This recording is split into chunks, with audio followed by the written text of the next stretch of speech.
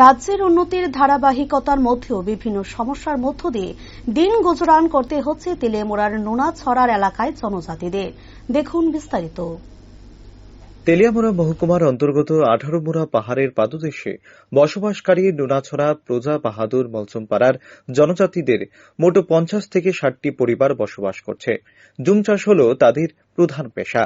তবে বর্তমান শুখা মরশুমের দরুন এবছর বৃষ্টি না হওয়ার জনজাতিদের জীবিকা নির্বাহের প্রধান পন্থা জুম চাষে অনেকটাই বিঘাত ঘটেছে।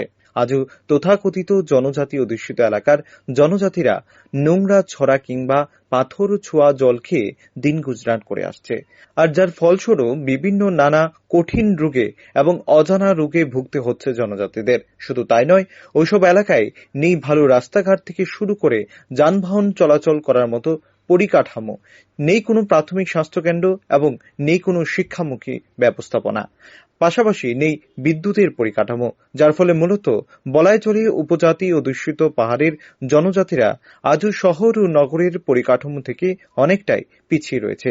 তারা আজও বনের লতা পাতা, ফল মূল বাঁশ করুলের সহ বনের লাকড়ি বিক্রি করে নিজেদের জীবিকা নির্বাহ করে আসছে।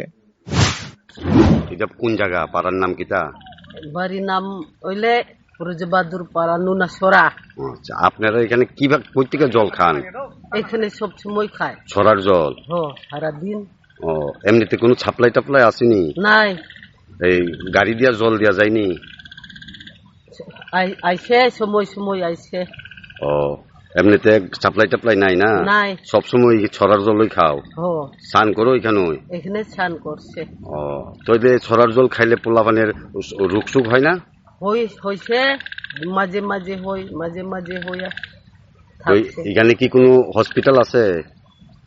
ওই দিকে আছে অল্প। না না, কোনানে ডাক্তার দেখায়? রোগ সুখ হইলে ডাক্তার বইলে ওই হসপিটাল গেছে তেলিয়ামুড়া। ও, কত টাকা লাগে তেলিয়ামুড়া যাইতে? আমি তো অত জানি না, তো বেশি যাই না। মানে এখান থেকে চাকমাঘাট গেলে কত লাগে, টাকা লাগে কত ভাড়া? টাকা এখানে। আর এখানে কত পরিবার আছে এই জায়গায়? এই পরিবার 50 মতো হইব।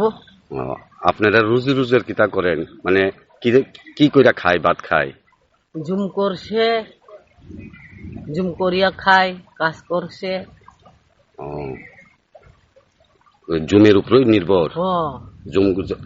জুম ছাড়া উপায় নাই। এবার যে বৃষ্টি হয়েছে না, জুম কেমন হয়েছে?